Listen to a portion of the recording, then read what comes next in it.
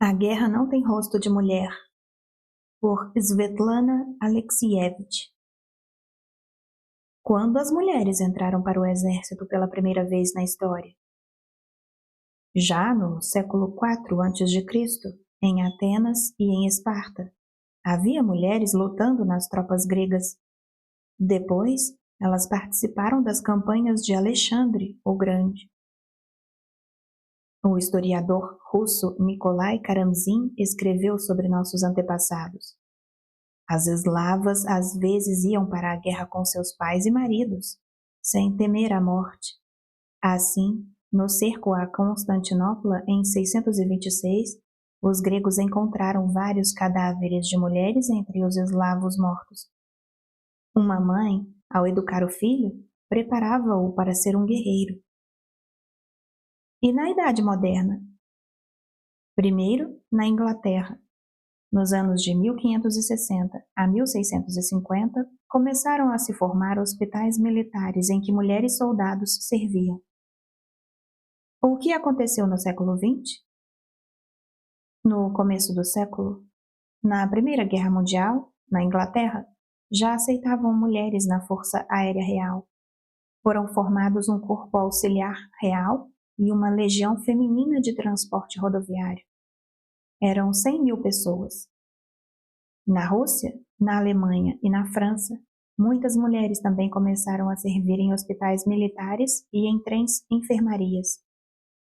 Mas, na Segunda Guerra Mundial, o mundo foi testemunha do fenômeno feminino. Em muitos países, as mulheres serviram em todas as forças armadas. Nas tropas inglesas eram 225.000. Nas americanas, 450, 500.000. Nas alemãs, 500.000. No exército soviético lutaram aproximadamente 1 milhão de mulheres. Elas dominavam todas as especialidades militares, inclusive as mais masculinas. Surgiu até um problema linguístico. As palavras tanquista, soldado de infantaria, atirador de fuzil, até aquela época não tinham gênero feminino, porque mulheres nunca tinham feito esse trabalho. O feminino dessas palavras nasceu lá, na guerra. De uma conversa com um historiador. O ser humano é maior que a guerra. Do Diário do Livro. Milhões de assassinados por nada abriram um caminho na escuridão. Ossip Mandelstam.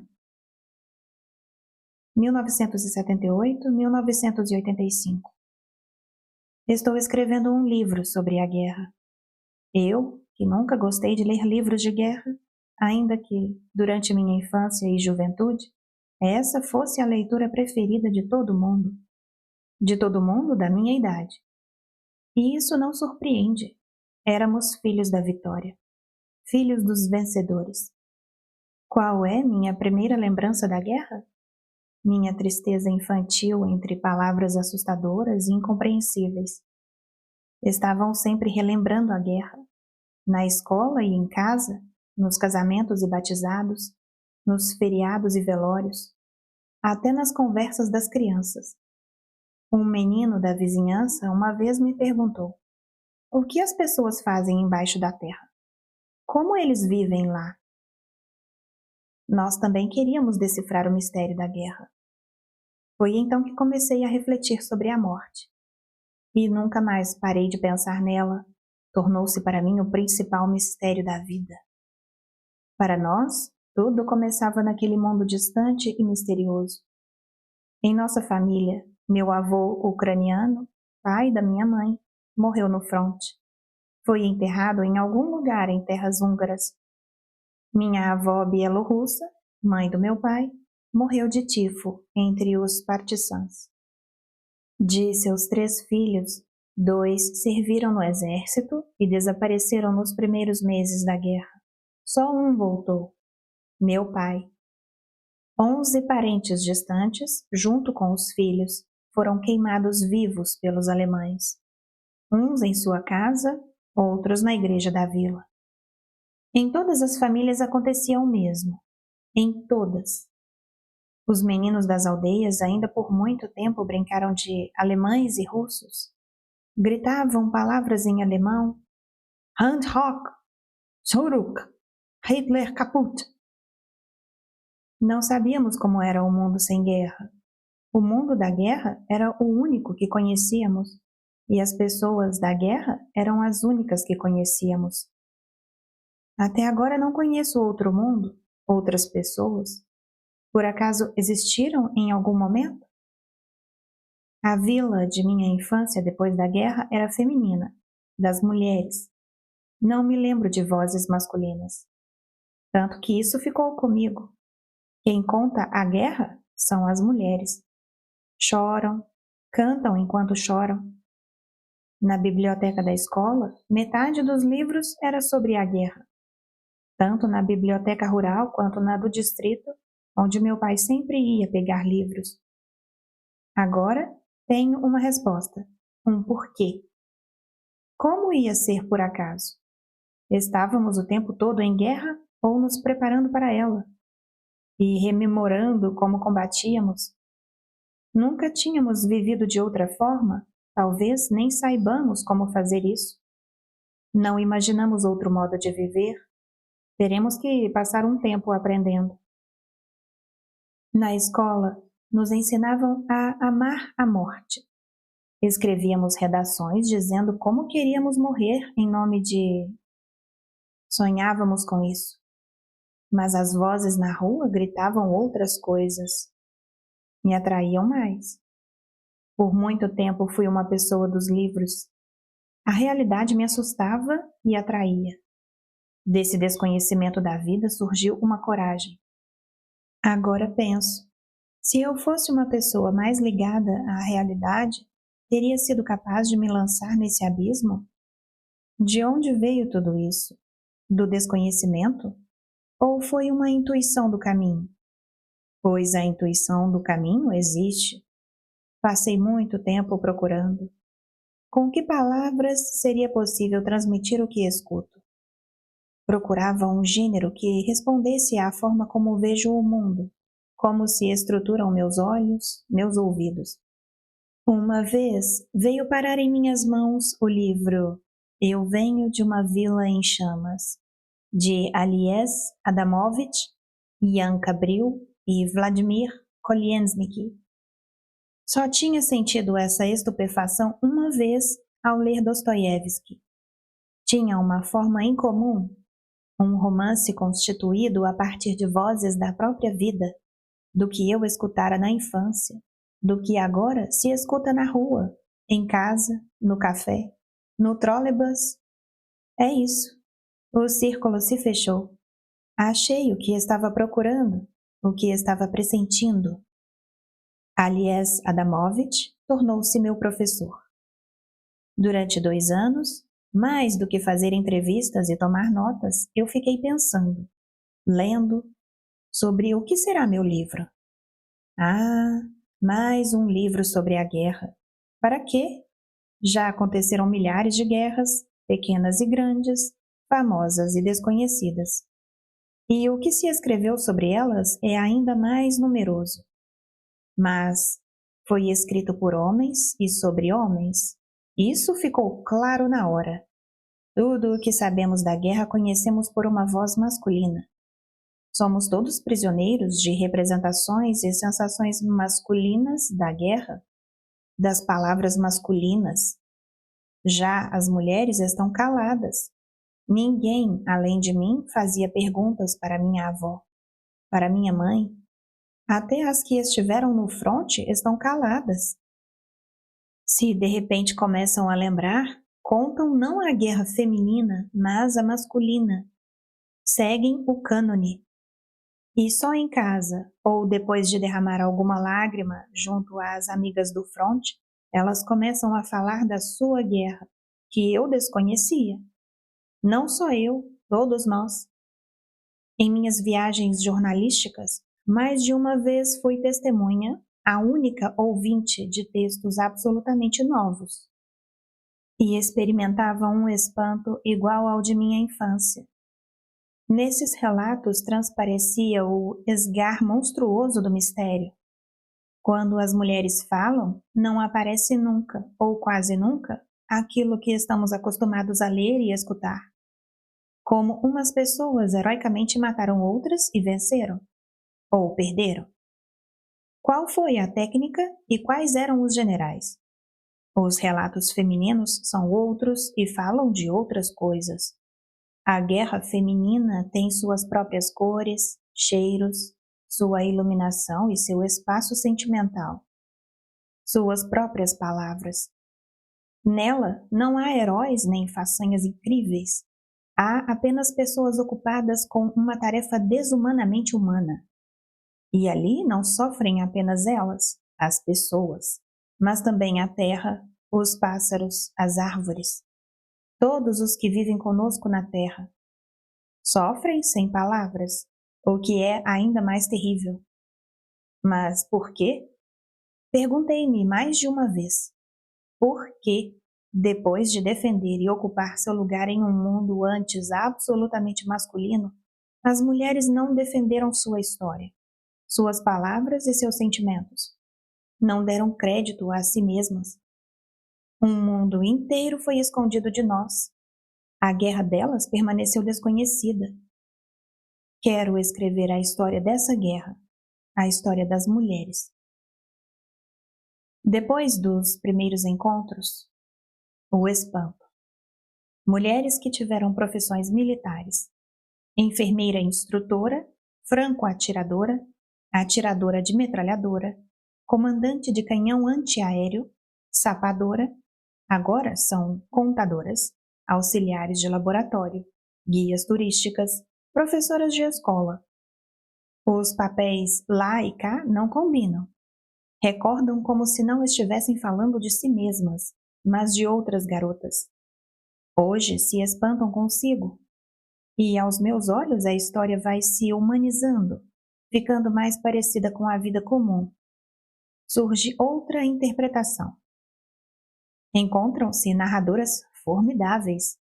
Elas têm páginas na vida que rivalizam com as melhores páginas dos clássicos. O ser humano vê a si mesmo com tanta clareza de cima, a partir do céu, e de baixo, a partir da terra. Diante dele há todo um caminho para cima e para baixo, de anjo a animal. As lembranças não são um relato apaixonado ou desapaixonado de uma realidade que desapareceu, mas um renascimento do passado, quando o tempo se volta para trás. Antes de mais nada, é uma criação. Ao contar, as pessoas criam, escrevem sua vida. Acontece, inclusive, de acrescentarem e reescreverem passagens. Quanto a isso, é preciso ficar alerta, de guarda. Ao mesmo tempo, a dor funde e aniquila qualquer falseamento. A temperatura é alta demais. Os mais sinceros, estou convencida, são as pessoas simples. Enfermeiras, cozinheiras, lavadeiras. Elas, como definir com mais precisão, tiram as palavras de si mesmas e não dos jornais ou dos livros que leram, não do que é alheio. Apenas dos próprios sofrimentos e emoções. Os sentimentos e a linguagem das pessoas cultas, por mais estranho que pareça, estão mais sujeitos a ser reelaborados pelo tempo, pela codificação geral, contaminados pelo conhecimento indireto, pelos mitos. Às vezes é preciso percorrer um longo caminho, dar várias voltas para escutar um relato da guerra feminina e não da masculina. Como foi a retirada, o ataque, em que lugar do fronte? Exige não só um encontro, mas várias sessões, como um retratista insistente. Passo muito tempo sentada em casas ou apartamentos desconhecidos, às vezes o dia inteiro.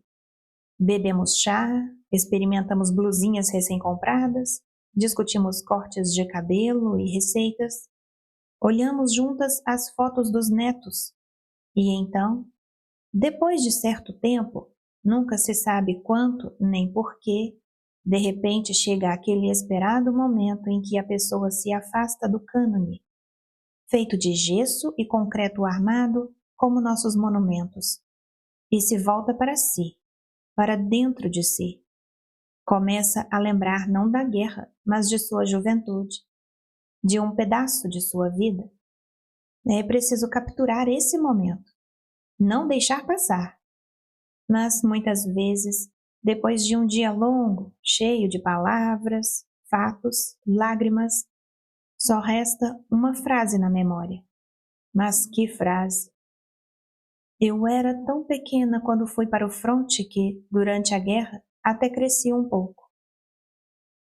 Eu a deixo no bloquinho de anotações, apesar de voltar com dezenas de metros de fita no gravador, 4 ou 5 fitas cassete. O que me ajuda? O que me ajuda é estarmos acostumadas a viver juntas, em comunidade. Somos gente da comunhão. Tudo entre nós acontece na presença dos outros, tanto as alegrias quanto as lágrimas. Somos capazes de sofrer e contar o sofrimento. O sofrimento justifica nossa vida dura e sem graça. Para nós, a dor é uma arte. É preciso reconhecer que as mulheres se lançam nesse caminho com coragem. Como elas me recebem?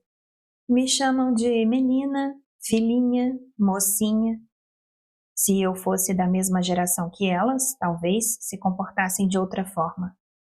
Com tranquilidade, de igual para igual. Sem a alegria e a surpresa que acompanham o encontro entre juventude e velhice. Este é um elemento muito importante. Na época, elas eram jovens, e agora se lembram disso na velhice. Estão lembrando depois de uma vida, depois de 40 anos. Me revelam seu mundo com cuidado, preservando-se. Me casei logo depois da guerra. Me escondi atrás do meu marido, atrás do dia a dia, das fraldas das crianças. Me escondi com gosto. Minha mãe também me pedia: fique calada, não confesse. Cumpri meu dever perante a pátria, mas fico triste de ter estado lá, de conhecer aquilo, e você é tão mocinha, fico com pena de você. Muitas vezes reparo em como elas estão escutando a si mesmas, o som de sua alma, conferindo-o com suas palavras. Depois de longos anos, a pessoa entende que aquilo era a vida e que agora é preciso fazer as pazes e se preparar para a partida. Contra a vontade e com pena de desaparecer assim sem mais nem menos, sem cuidado, na caminhada. E, ao voltar o olhar para trás, nele está presente não só o desejo de contar sua história, mas também de alcançar o mistério da vida. Responder para si mesma à pergunta: para que aconteceu tudo isso? Elas olham para tudo com o olhar triste, de quem se despede um pouco, quase do lado de lá. Não há por que enganar os outros e enganar a si mesmas. Elas já entenderam que, sem a ideia de morte, não se pode distinguir nada no ser humano. Seu mistério existe acima de tudo. A guerra é um sofrimento íntimo demais, e tão infinito quanto a vida humana. Certa vez, uma mulher que havia sido piloto recusou-se a se encontrar comigo. Por telefone, explicou: não posso, não quero lembrar. Passei 3 anos na guerra, e nesses 3 anos não me senti mulher. Meu organismo perdeu a vida. Eu não menstruava, não tinha quase nenhum desejo feminino. E era bonita.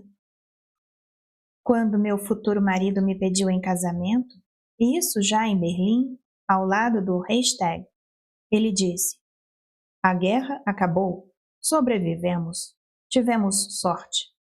Case comigo. Eu queria chorar, começar a gritar, bater nele. Como assim casar? Agora? No meio de tudo isso? Casar?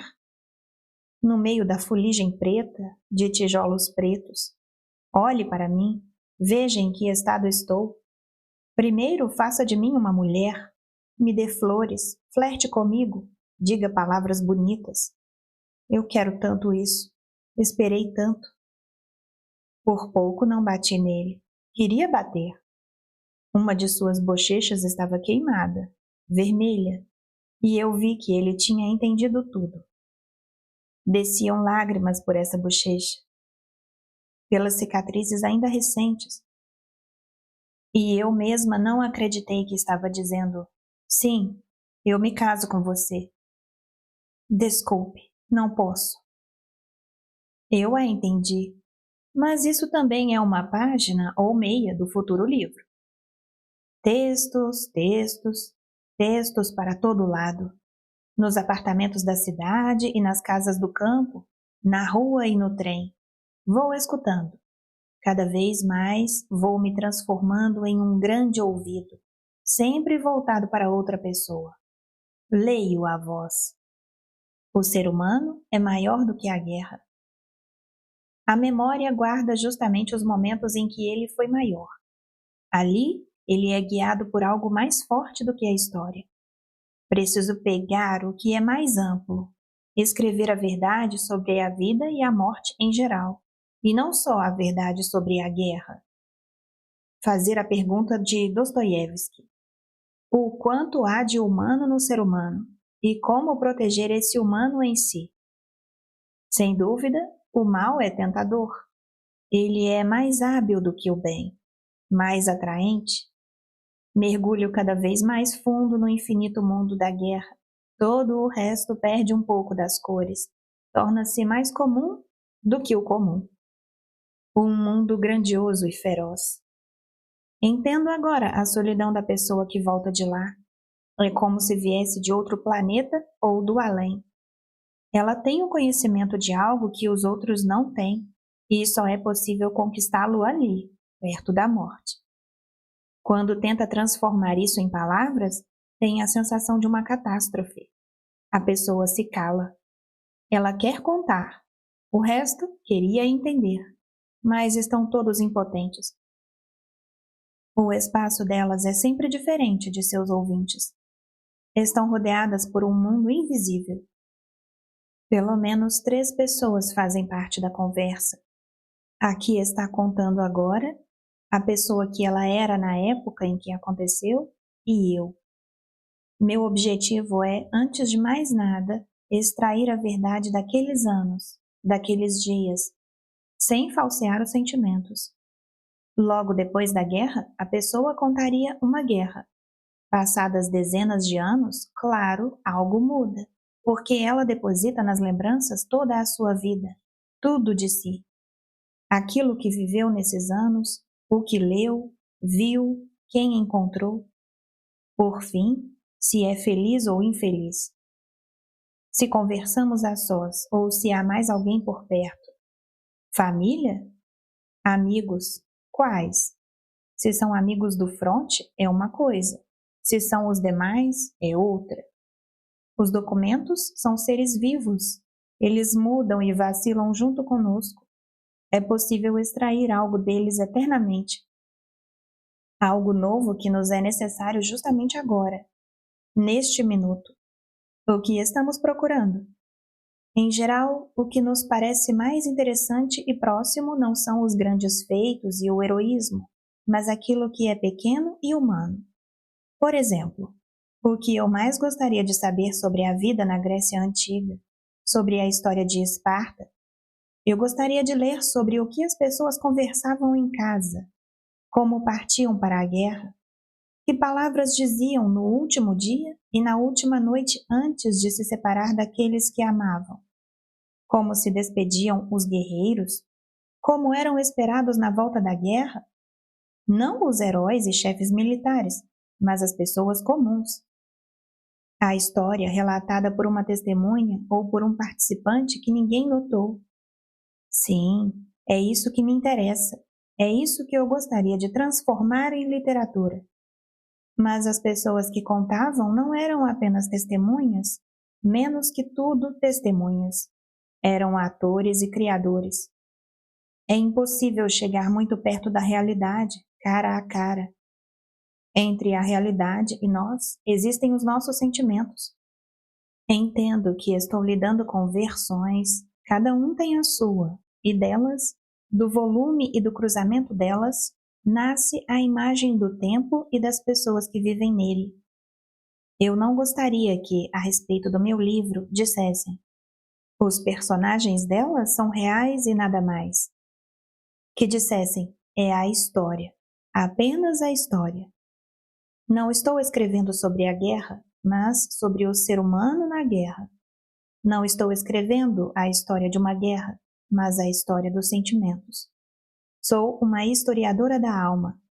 Por um lado, investigo o ser humano concreto, que viveu em um tempo concreto e que participou de acontecimentos concretos. Por outro, preciso distinguir neles o ser humano eterno, a vibração da eternidade, aquilo que sempre existe no ser humano. Dizem: mas memórias não são nem história, nem literatura. É só a vida, cheia de lixo e sem a limpeza feita pelas mãos do artista. Nosso cotidiano está repleto da matéria-prima da fala. Esses tijolos estão espalhados por todo lado, mas os tijolos ainda não são o templo. Para mim é tudo diferente. Justo ali, na calidez da voz humana, no reflexo vivo do passado, está escondida uma alegria primitiva e se desvela a intransponível tragicidade da vida, seu caos e paixão, seu caráter único e insondável. Ali, eles ainda não foram submetidos a nenhuma elaboração, são originais. Construo templos a partir de nossos sentimentos, de nossos desejos, decepções, sonhos, daquilo que aconteceu, mas pode sumir. De novo sobre a mesma coisa. Me interessa não apenas a realidade que nos circunda, mas também aquela que está dentro de nós. Não me interessa o próprio acontecimento, mas o acontecimento dos sentimentos. Digamos assim, a alma do acontecimento. Para mim, os sentimentos são a realidade. E a história?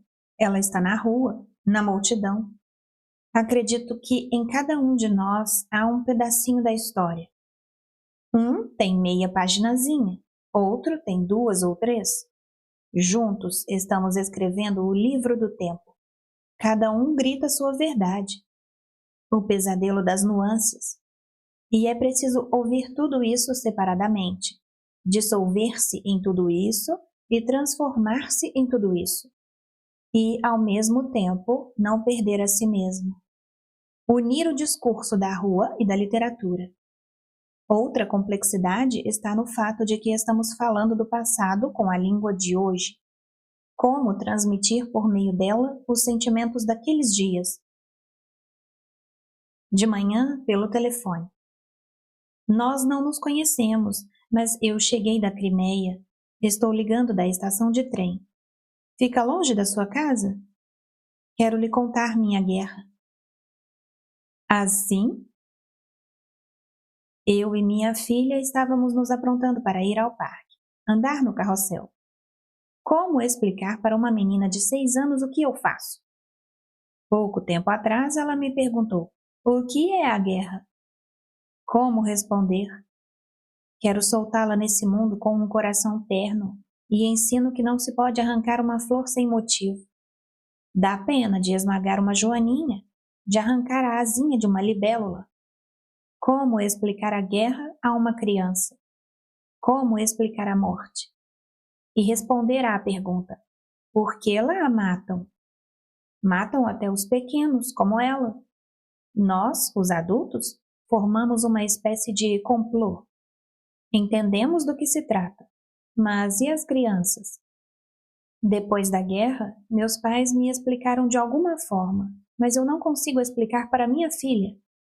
Encontrar as palavras? Gostamos cada vez menos da guerra. É cada vez mais difícil encontrar uma justificativa para ela. Para nós, já é apenas uma matança, ao menos para mim. Devia escrever um livro sobre a guerra que provoque náuseas e que faça a própria ideia de guerra parecer repugnante, louca. Os próprios generais ficariam nauseados. Essa lógica feminina deixou meus amigos baratinados, ao contrário das minhas amigas.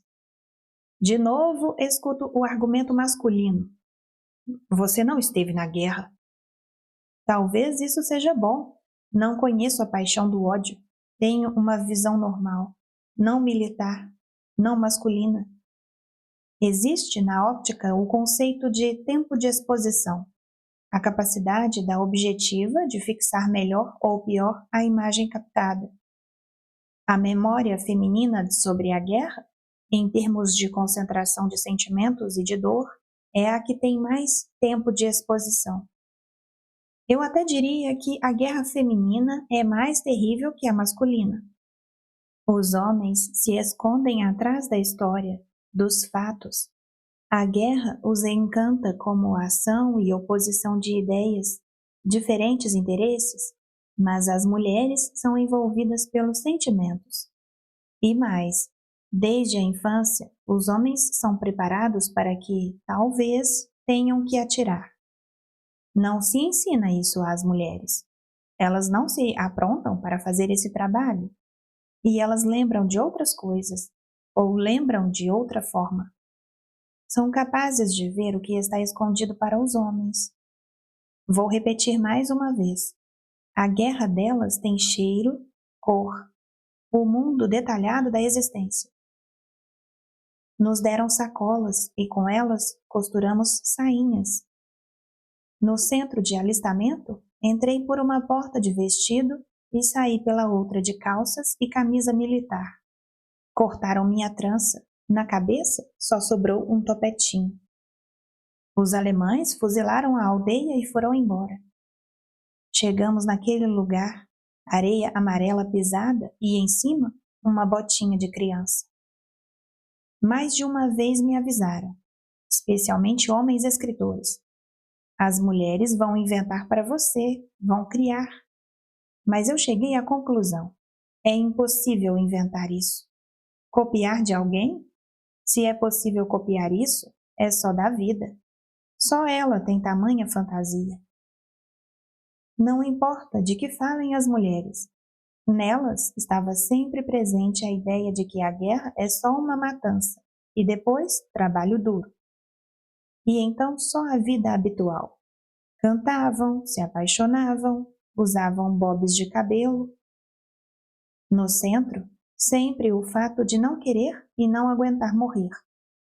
E é ainda mais insuportável e angustiante matar, porque a mulher dá a vida, presenteia, carrega-a por muito tempo dentro de si, cria. Entendi que para as mulheres é mais difícil matar. Os homens, a contragosto, eles deixam as mulheres entrar em sua guerra, em seu território. Fui procurar uma mulher na fábrica de tratores de Minsk. Ela tinha sido franco-atiradora e famosa. Apareceu mais de uma vez em manchetes de jornal. As amigas dela me deram o número do telefone de sua casa em Moscou, mas era antigo. Sobrenome também. Eu só tinha o de solteira. Fui à fábrica onde, como eu sabia, ela trabalhava, e no departamento pessoal escutei dos homens, do diretor da fábrica e do chefe do departamento. Por acaso falta homem para isso? Para que você quer essas histórias de mulher? Fantasias de mulher? Os homens tinham medo de que elas não contassem direito à guerra. Estive com uma família. Tinham lutado o marido e a mulher. Se conheceram no fronte e se casaram lá mesmo. Organizamos nosso casamento na trincheira, antes do combate. E para costurar o vestido branco, usei um paraquedas alemão. Ele era o atirador de metralhadora, ela era a mensageira. O homem na hora mandou a mulher para a cozinha. Vá cozinhar alguma coisa para a gente. A chaleira já tinha fervido, os sanduíches já estavam preparados. Ela sentou conosco, mas o marido a fez levantar ali mesmo. Mas cadê os morangos? O nosso presentinho da Dachta? Depois de meus pedidos insistentes, ele cedeu seu lugar a contragosto, dizendo: conte como eu te ensinei, sem chorar e sem essas ninharias de mulher, que queria ser bonita, que chorou quando cortaram a trança.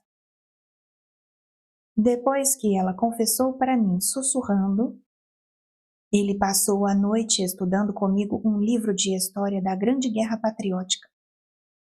Estava com medo por mim e agora deve estar aflito de que não lembre direito. Não lembre do jeito certo. Isso aconteceu mais de uma vez em mais de uma casa. Sim, elas choram muito, gritam. Depois que eu saio, tomam remédios para o coração. Chamam a emergência. Mas mesmo assim me pedem: volte, volte sem falta. Ficamos em silêncio por tanto tempo. 40 anos em silêncio. Entendo que o choro e o grito não devem ser trabalhados, senão o mais importante não vai ser o choro nem o grito, mas a elaboração. Em lugar de vida, vai sobrar literatura. Esse é o material, a temperatura desse material. Sempre extrapola o limite. Uma pessoa fica mais exposta e se revela mais, acima de tudo, na guerra e, talvez, no amor. Até no que é mais profundo, até as camadas debaixo da pele. Diante da face da morte, todas as ideias empalidecem e se revela a eternidade incompreensível, para a qual ninguém está preparado. Ainda vivemos na história, e não no cosmos.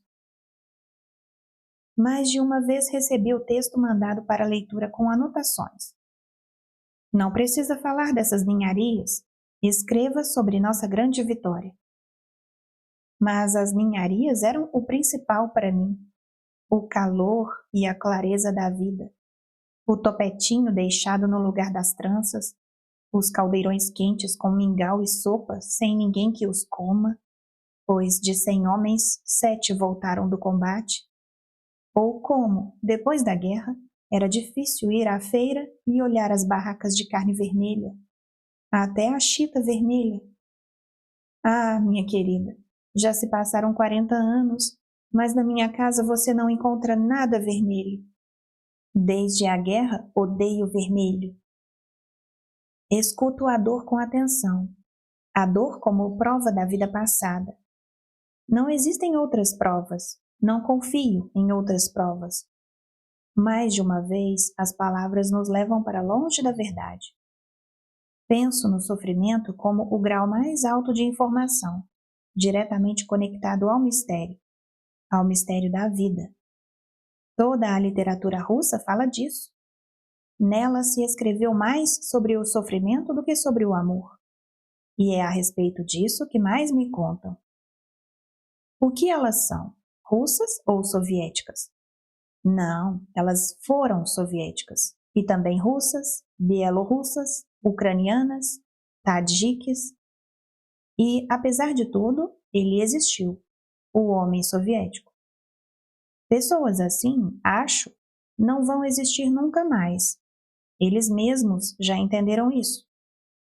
Até nós, seus filhos, somos diferentes. Queríamos ser como todo o resto, parecidos não com nossos pais, mas com o mundo. E o que falar sobre os netos, então? Mas eu os amo, eu os admiro. Eles tiveram Stalin e o Gulag, mas também tiveram a vitória. E eles sabem disso. Há pouco tempo recebi uma carta. Minha filha me ama muito. Sou a heroína dela. Se ela ler o seu livro, vai sofrer uma grande decepção. Sujeira, piolhos, uma infinidade de sangue. Tudo isso é verdade. Não nego. Mas será que a lembrança disso é capaz de dar origem a sentimentos nobres? Preparar alguém para um grande feito? Mais de uma vez me convenci. Nossa memória não é nem de longe um instrumento ideal. Ela não só é arbitrária e caprichosa, como está amarrada ao tempo, como um cachorro. Olhamos para o passado a partir de hoje, Não podemos olhar de lugar nenhum. E, além disso, elas são apaixonadas pelo que aconteceu com elas, porque não se trata só da guerra, mas também da sua juventude, do primeiro amor. Escuto quando elas falam. Escuto quando estão caladas. Tanto as palavras quanto o silêncio são texto para mim. Isso não é para pôr no livro, é para você. Os mais velhos, eles ficam sentados no trem, pensativos, tristes. Lembro que um major começou a falar comigo uma noite, quando todos estavam dormindo, sobre Stalin. Ele bebeu todas, criou coragem e confessou que seu pai já estava havia 10 anos num campo de trabalho, sem direito à correspondência. Se estava vivo ou não, ninguém sabia.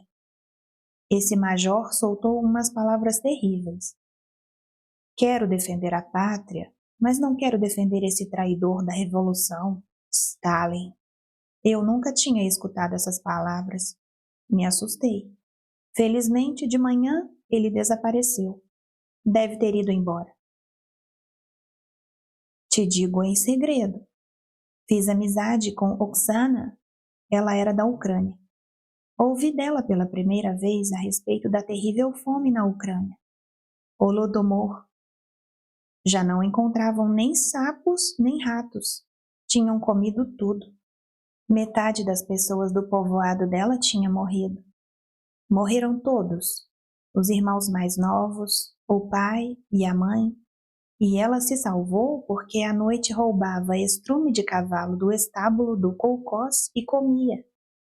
Ninguém conseguia comer, mas ela comia. Quente não entra na boca, mas quando está frio a gente consegue. Melhor congelado. Tem cheiro de feno. Eu dizia, Oksana, o camarada Stalin, está batalhando. Ele está acabando com os sabotadores, mas são muitos. Não, ela respondia, você é boba. Meu pai era professor de história e me falava. Um dia o camarada Stalin vai responder por seus crimes. À noite, deitada, fiquei pensando. Será que Oksana é uma inimiga? Uma espiã? O que fazer? 2 dias depois ela morreu em uma batalha. Não sobrou nenhum parente dela. Não havia ninguém para mandar a notificação de óbito. Tocam nesse tema raramente e com cuidado. Até hoje estão paralisadas não só pela hipnose e pelo medo de Stalin, mas também por sua fé anterior. Ainda não conseguem deixar de amar aquilo que amavam. A coragem na guerra e a coragem de pensamento são 2 coragens diferentes. E eu achava que era a mesma coisa. O manuscrito está na gaveta há muito tempo. Já faz 2 anos que recebo recusas das editoras. Silêncio das revistas. A sentença é sempre a mesma.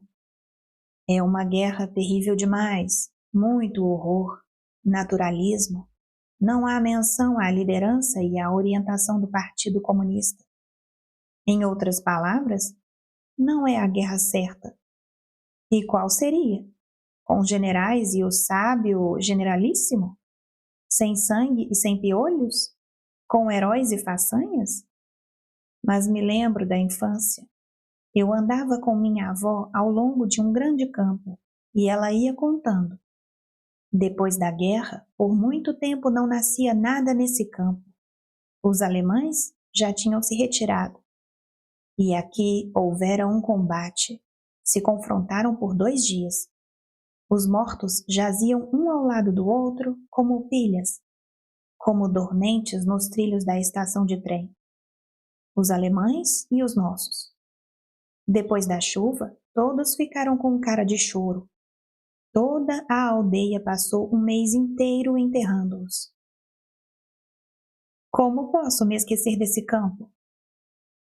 Não fico só anotando.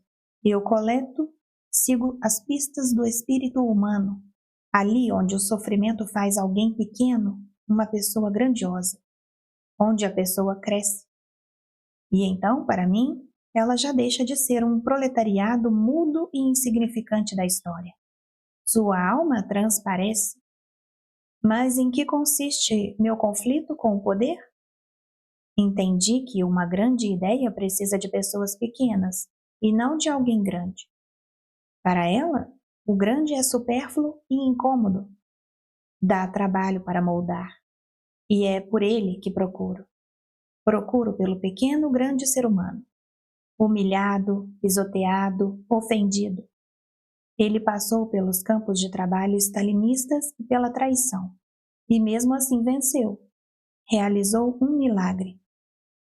Mas a história da guerra foi substituída pela história da vitória. Ele mesmo contará isso.